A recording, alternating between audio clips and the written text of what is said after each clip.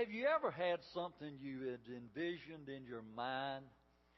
I mean, you had thought it out so carefully, and you wanted everything to be just exactly like you had thought it out, and then reality strikes.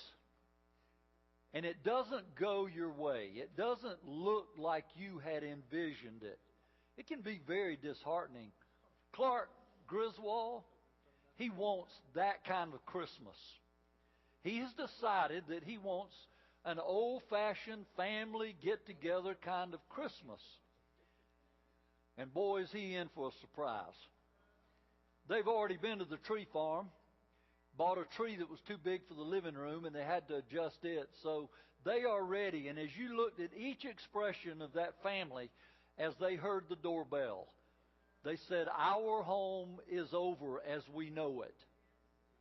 And that's the reality of getting together with folks. But see, Clark's intentions are very pure. But his focus is on what could be and not on what really is. And that's kind of where I want to go today in this kickoff sermon of Christmas movies. Clark desires for a very simple Christmas, but he creates a three-ring circus. But he does that in all of his movies about the vacation stuff, if you remember. He manages to create chaos when it really should be a lot more simple than that. And the harder Clark tries, the more chaos that he causes. It makes great comedy. There's no doubt about it. It makes great comedy. But it doesn't make for a really good vacation at Christmas time. It's a disaster, really. The movie, if you haven't seen it, is pretty easy. He's wanting this old-fashioned Christmas, but he also has a surprise for his family. You see, the surprise is that he's going to announce to all of the family that he's putting in a pool. Okay? And the way he's putting in the pool, by the way, he's already ordered, is because he's getting this Christmas bonus. And as the movie progresses, the story goes on, he finds out the bonus is not going to be there at the beginning of the movie. Now, he gets it later through a whole series of stuff. But he has invited his family, her family. He has an uncle there that smokes cigars. He has a senile aunt that's there that brought her cat. Her cat chews the cord to the tree and all the lights go out. The dog that comes with the other cousin that brings an old RV from Kansas and parks it in the front yard and puts the septic tank hose out of the RV in just into the gutter, which is going to create a real... You want to see this movie if you've never seen it. But the whole thing is, they had a dog named Snots. So when Snots gets in the house, he drinks all the water out of the thing under the Christmas tree. What happens when you do that? Well, the Christmas tree dies out. What happens when you do that? Well, the uncle lights a cigar and throws the match. When you do that, the tree goes up in flames. But then you have to replace the Christmas tree. So Clark goes out, gets another tree, and it has a live squirrel in it. And so Snots, the dog, gets in the house and starts to chase the squirrel. This thing, and oh, by the way, Clark has decided to put up 25,000 Christmas lights all over his house. Then he gets trapped in the attic, and the whole family goes shopping and leaves him up there. He gets nostalgic when he starts watching old home movies. And so all of this is coming together to create this Christmas vacation. Now, with all that said, I want to talk about the present. No, not the one under the tree. I want to talk about the here and now. When's the last time you thought this thought? Right now is all I have. I don't have a guarantee of another breath. Tomorrow may not come for me. Today is it. I'm right here, right now. I know you've done that at some point. If you haven't, then I probably just created havoc in your brain. But it's a reality that all we really have. And here's the thing. The present, right now, when we think about Christmas, this 2018 Christmas, here's what I don't want to happen in my life or your life. Busyness can change your focus. Every day of the week, every week in the month, every month in the year, busyness can change your focus. And what I want to encourage you to do is change to make sure that your focus stays on the birth of Jesus. That this Christmas you make a concerted effort mentally, spiritually and physically to not let Jesus get out of the picture. To not be distracted by all of the other things that Christmas brings in our culture. Let's make sure our focus is on Jesus and that we do not allow the present to cause you to miss His presence. You see, if we lose the presence of Jesus in our lives, not only will the present be something not good, but the future will be something not good. So I turn to a story in Luke, and it begins with the 38th verse, and it's a simple story in the life of Jesus. As Jesus and His disciples were on their way, He came to a village where a woman named Martha opened her home to Him. She had a sister called Mary who sat at the Lord's feet listening to what He said. But Martha was distracted by all the preparations that had to be made. She came to Him and asked, "Lord, don't you care that my sister has left me to do all the work by myself? Tell her to help me." Jesus speaks and He says, "Martha, Martha." I mean, I can see Jesus' quiet tone. I don't know about you. You're worried and upset about many things, but only one thing is needed. Mary has chosen what is better, and it will not be taken from her.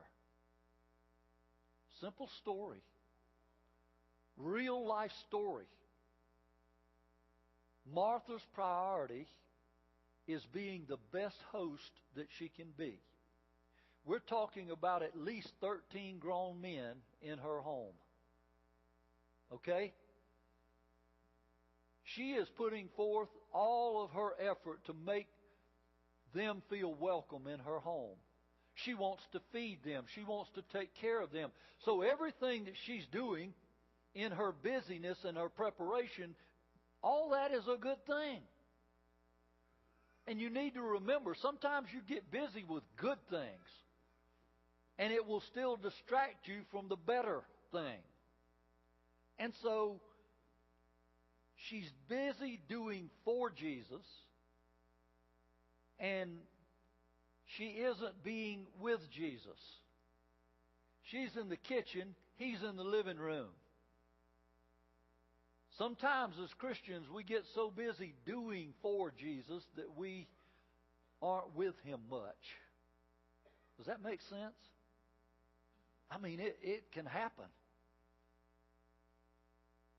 But Martha was distracted by all the preparations that had to be made, doing a good thing. See, Martha's present, the here and now, was focused in the kitchen, and Jesus was in the living room, and she wasn't in there with Him. His presence was there, but she was distracted. Now, she's so close, yet she's so far away. And Martha complains, "Lord, tell my sister Mary to help me."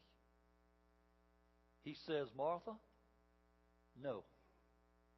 He says, "You're distracted. You're just upset over many things." But He says, all you need is one thing. I want to say to you this Christmas, all you need is one thing. And that is to recognize and realize and focus on the presence of Jesus in your life. That's a simple message for you today and for me. Let's just focus on the presence of Jesus in our lives. When we are living in the present, let us know His presence always. And I want to do two things, and it's this. Our present busyness can distract us from His presence. It's about priority. You know, preachers talk about priority a lot of times. Let's put the kingdom of God first kind of stuff. The focus is on the one thing that we need, and it should be there, and that's Jesus. I want to ask you this Christmas, and then after this Christmas, as we move into the next new year, that you make your faith in Jesus the one thing, the important thing, the thing that drives you every moment of every day of your life. The presence of the Lord in your life. And I think here's where I'm going with this. Children and grandchildren, they need to know that we are Jesus people. Other people's children, adults that we work with, that we rub shoulders with, need to know that we are Jesus people. That the presence of Jesus is in our life in such a way that we cannot get distracted from what He's called us to be and to do. It's about focus. Can I ask you to try and remove the distractions and then to change your priorities a little bit? Set aside the distractions and change your priorities. If I could ask you to do that and you could do it, I believe this Christmas would be much more special than it is. So here's what I want to suggest. Number one, that you worship. That you make your mind up, unless you're working or you're sick or you end up in the hospital for surgery or you end up in the funeral home or whatever. But if you don't have anything vitally important to distract you, don't miss worship during December. Be in every worship service. Then I would like to ask you to do this. We have CAP next week, Christmas Assistance Program for you visitors. We're going to serve 29 families from our community and some 82 children next Sunday morning. One worship service, 10:45. I want to ask you to, this week, make this a teaching moment with all the people that you have influence with.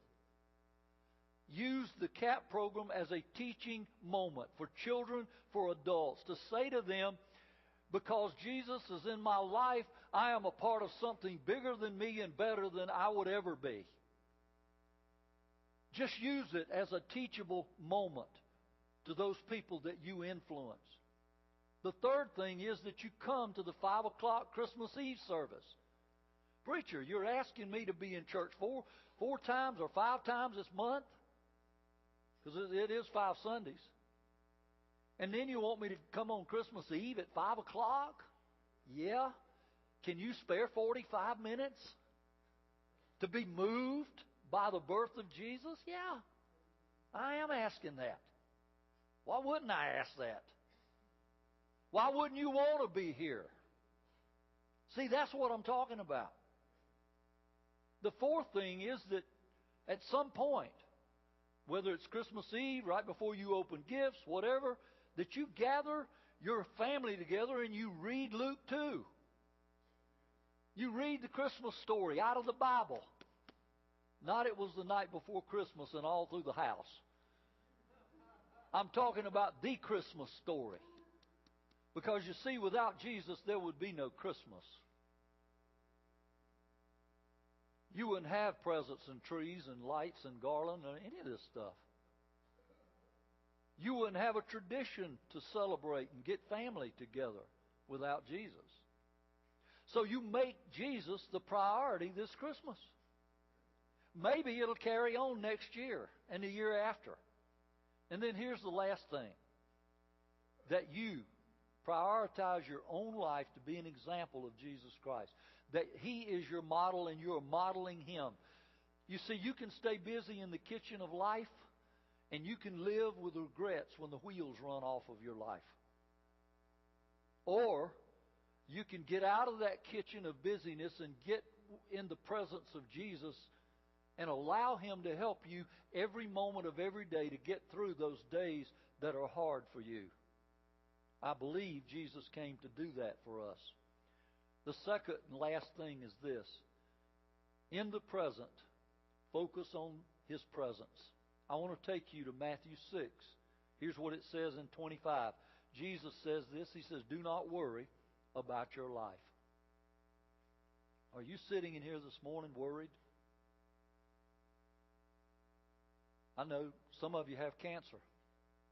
Are you worried?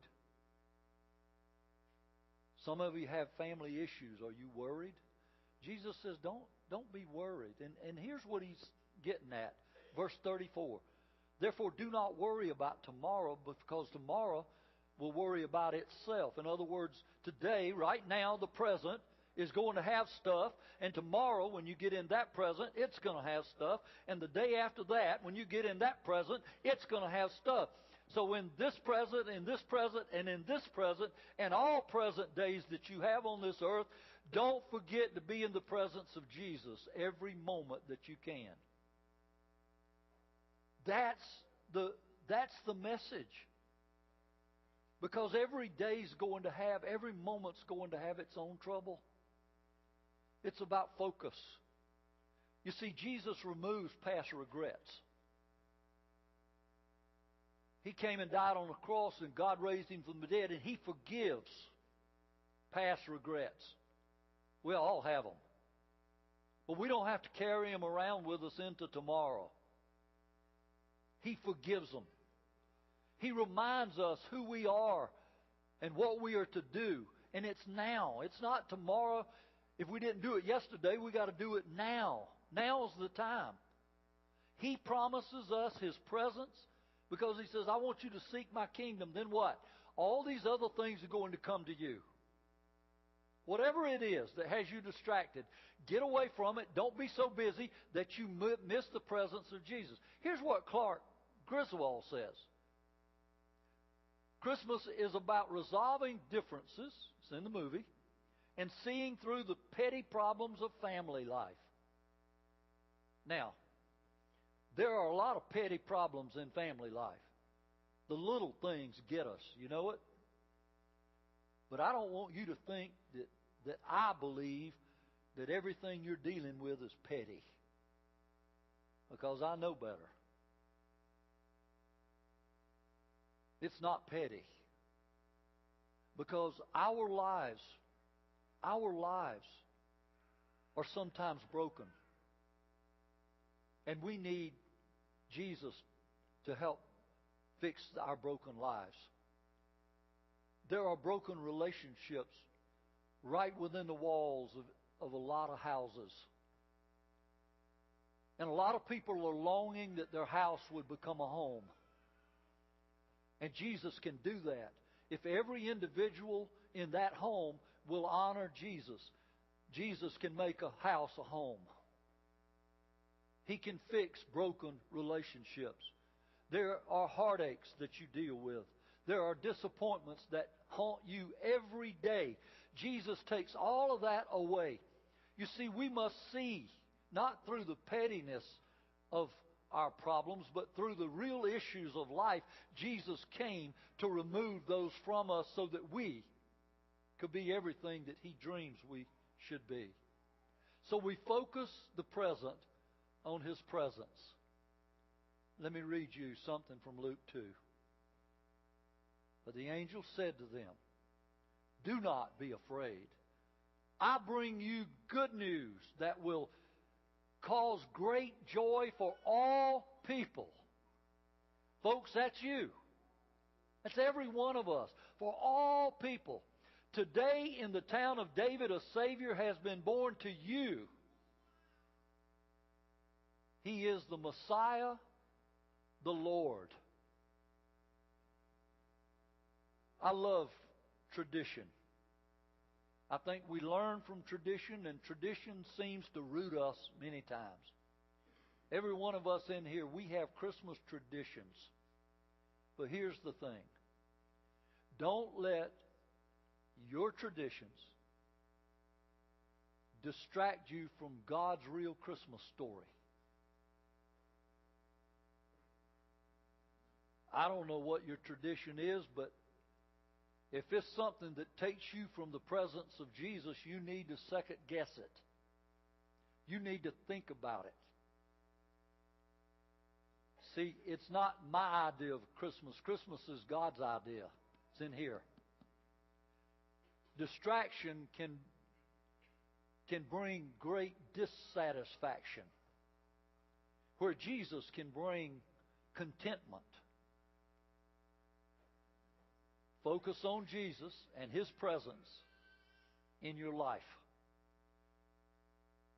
Because when the Christmas dust of 2018 settles, what I pray for you is that you make sure that you have chosen what Jesus says is the better thing, the one thing that you need, and that's Jesus.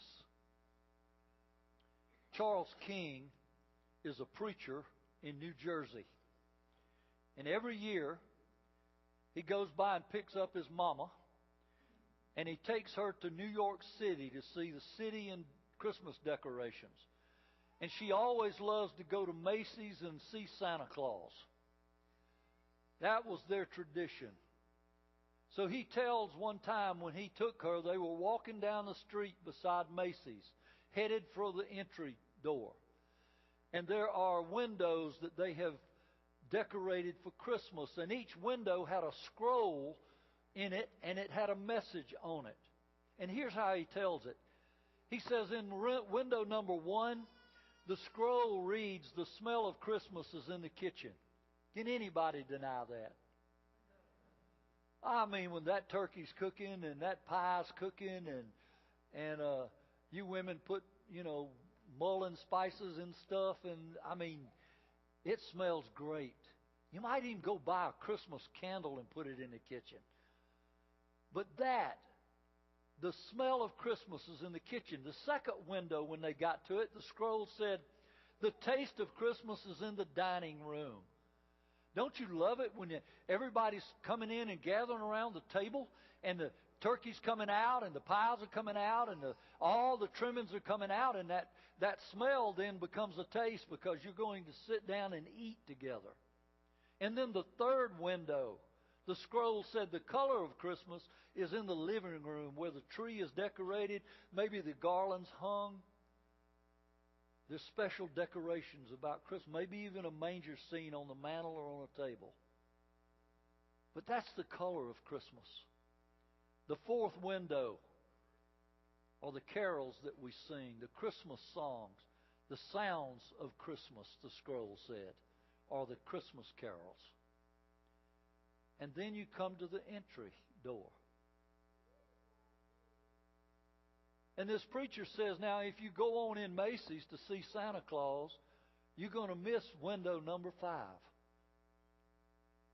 And he says, window number 5, on the other side of the entrance to Macy's, is this scroll. But the heart and soul of Christmas is here.